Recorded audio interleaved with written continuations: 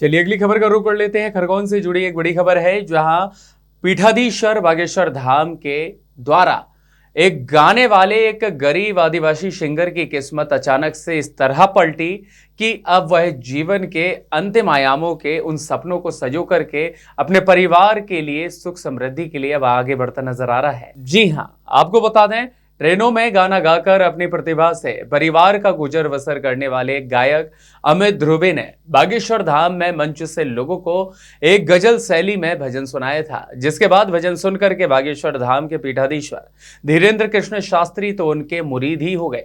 इसके साथ ही इंटरनेट पर भी उनका एक वीडियो खूब पसंद किया जा रहा है और अब अमित ध्रुवे को एक नई म्यूजिक कंपनी, जो जानी जाती है कंपनी टी सीरीज के द्वारा उन्हें गाने के लिए ऑफर भी मिला है। इसके साथ ही बागेश्वर धाम के पीठाधीश्वर धीरेन्द्र कृष्ण शास्त्री को अमित ध्रुवे की इस गायकी को इतना पसंद किया गया है कि उन्होंने एक दिन की चढ़ावे की अपनी राशि को भी ध्रुवे को सौंप दिया है। धाम में पाए उनके भजन सोशल मीडिया पर अब वायरल होते नजर आ रहे हैं और उनकी इस सुरीली आवाज ने हर किसी का दिल जीत लिया है। इसके बाद उनकी लोकप्रियता तेजी से बढ़ती ही जा रही है और इसके साथ ही सोशल मीडिया के माध्यम से यह जानकारी अब सबके सामने है कि उन्हें प्रसिद्ध म्यूजिक कंपनी यानी कि टी सीरीज से यह ऑफर मिला है और साथ ही कनाडा में भजन कार्यक्रम के लिए न्योता भी उनके लिए प्राप्त हुआ है। हालांकि इन दोनों की आधिकारिक पुष्टि फिलहाल अभी बाकी है। अमित ध्रुवे की सफलता इस बात का भी उदाहरण माना जा सकता है कि प्रतिभा को केवल एक सही मंच की जरूरत होती है। बागेश्वर धाम ने भी उनके जीवन की दिशा भी बदली है। खरगोन से संवाददाता मनोज गौड़ की खास रिपोर्ट।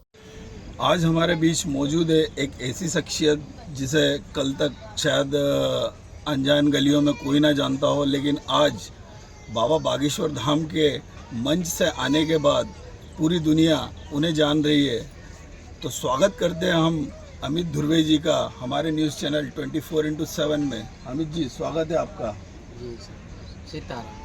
तो अमित जी, हम आपसे जानना चाहेंगे कि पहले तो आपका सफ़र, आप जहाँ जन्मभूमि थी वहाँ से लगा के महेश्वर तक का कैसा रहा? सर, यूँ तो मैं ज़िला कटनी, ग्राम बड़गांव, मध्य प्रदेश से हूँ।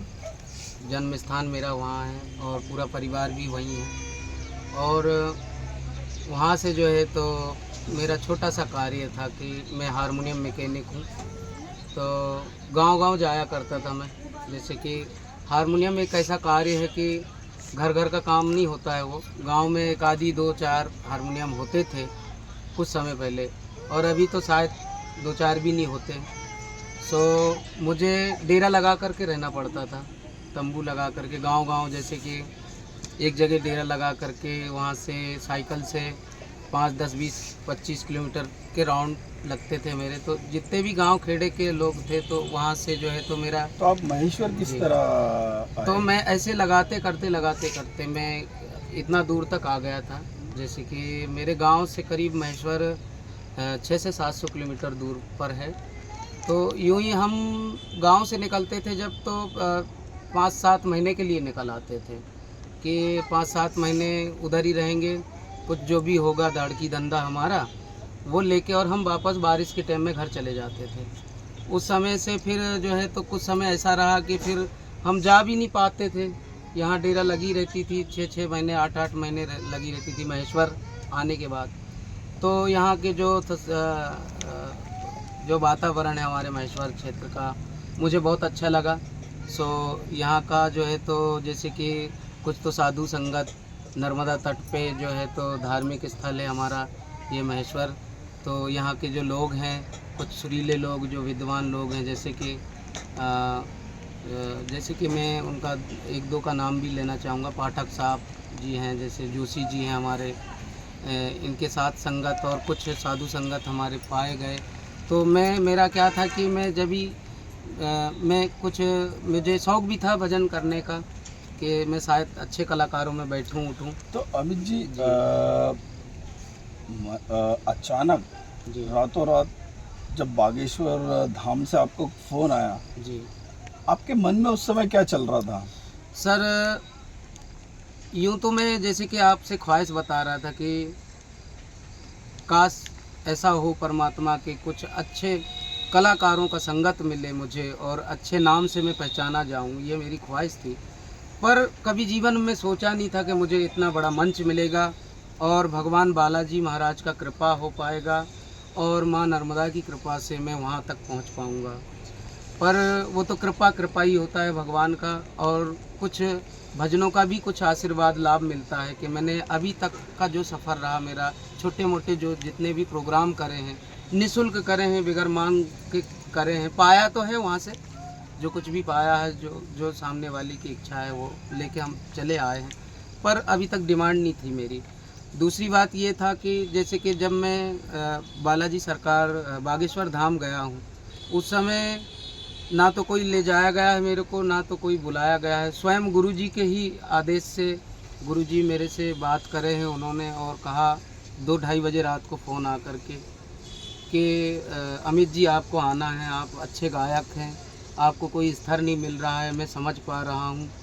सो मैं ये चाहता हूँ कि कोई आपको जाने और आपको बड़े स्तर में गाने का मौका मिले। तो मैं ये चाहता हूँ कि आज जो बागेश्वर धाम की जो मंच है, इससे अच्छा जगह शायद आपको कभी मिल सकेगा, तो आप कभी आ सकते हैं तो आइए। तो मैंने कहा जी गुरुजी, जैसी आपकी इच्छा। तो मैं गुरुजी को उस समय, जबकि मेरे पास किराया भाड़े के पैसे भी नहीं थे उस समय, और मैं फुल तरीके से और बिल्कुल मन में ठान लिया था कि हे परमात्मा, मैं तो हाज़िरी देने ही आ रहा हूँ और शायद आप मुझे छूने को मिल जाएं, गुरुजी का चरण छूने को ही मिल जाए दूर से, इतने ही बहुत है। पर मैं सोच भी नहीं सकता था कि गुरुजी के चरण सहित और मुझे पूरा थाम लेंगे। यहाँ तक की बात कि उन्होंने मेरा हाथ स्पर्श करा है और हाथ भी पकड़ा और खूब जितना बन सका उतना आशीर्वाद दिया है उन्होंने। और उनकी झोली से कुछ पैसे जो प्रसाद रूप से भी दिए गए हैं, 50,000 रुपये, और कुछ मदद के लिए भी उन्होंने कहा है कि आप अच्छे कलाकार हो और आपके लिए हम जितना बन सकेगा उतना हम मदद दिलाएंगे बेटा। तो अमित जी, बागेश्वर धाम से आने के बाद आपको किस किस तरह के ऑफ़र मिलने शुरू हुए हैं? मैं जैसे कि बागेश्वर धाम में जैसे 1-2 दिन तक प्रस्तुति दी है भजनों का, और वहाँ गुरुजी महाराज के सानिध्य में रहा है, जभी से मुझे फ़ोन आने शुरू हो गए थे। और उसी दिन से मुझे इतना फ़ोन आया कि समझ में नहीं आ रहा था कि मैं कहाँ का फ़ोन उठाऊँ। हर सेकंड हर मिनट में मेरे को फ़ोन आ रहे थे और आज तक भी आ रहे हैं। और जैसे कि बड़े बड़े जैसे तूफ़ान गायक, तूफ़ान राइटर जिसे लेखक कहते हैं, और म्यूजिक जो कहते हैं कलाकार, उन लोगों का भी ऑफर आया है। और बड़े बड़े साधु संतों के भी हमने सुना है टी सीरीज और कनाडा से भी आपके पास ऑफर आया है। जी, वहाँ से फ़ोन आया था कनाडा से कि हम आपको बुलाना चाहेंगे, आपकी कुछ प्रोग्राम भी करवाएंगे हम।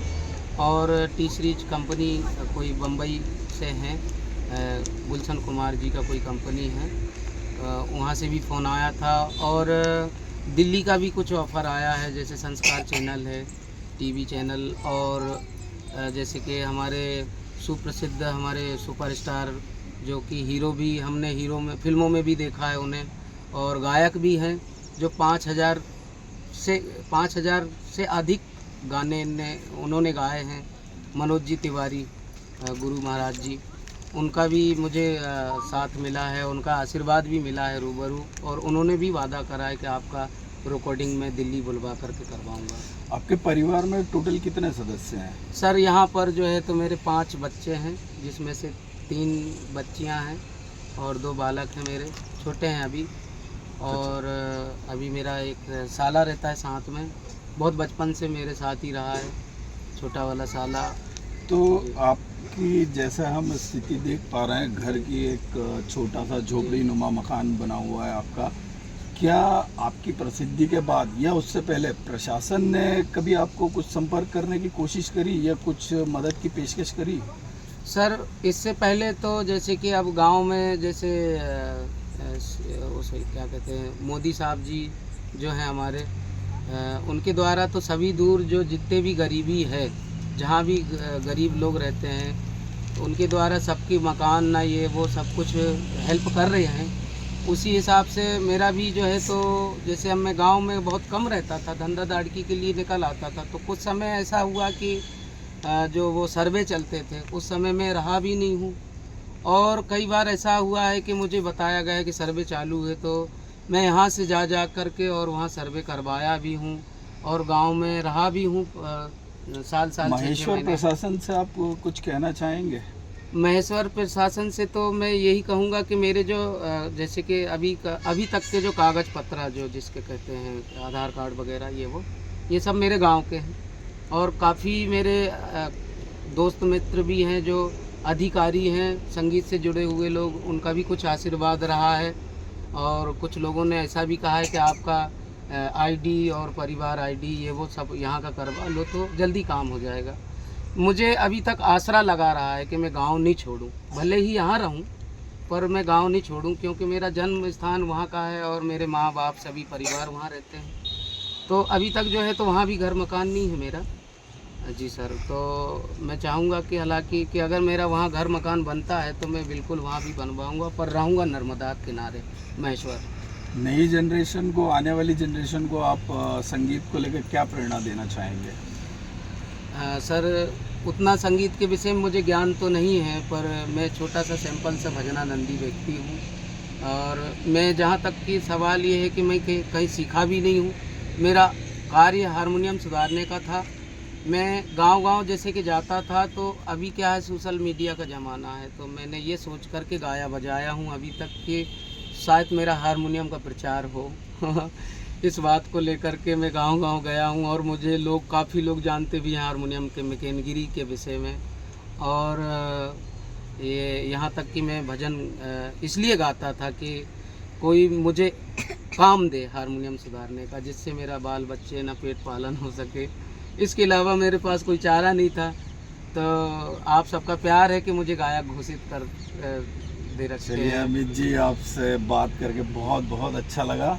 तो ये थे अमित धुर्वे जी, जो बाबा बागेश्वर के धाम से मंच से फेमस हुए थे। और स्वदेश 24x7 के लिए मनोज गौड़, महेश्वर।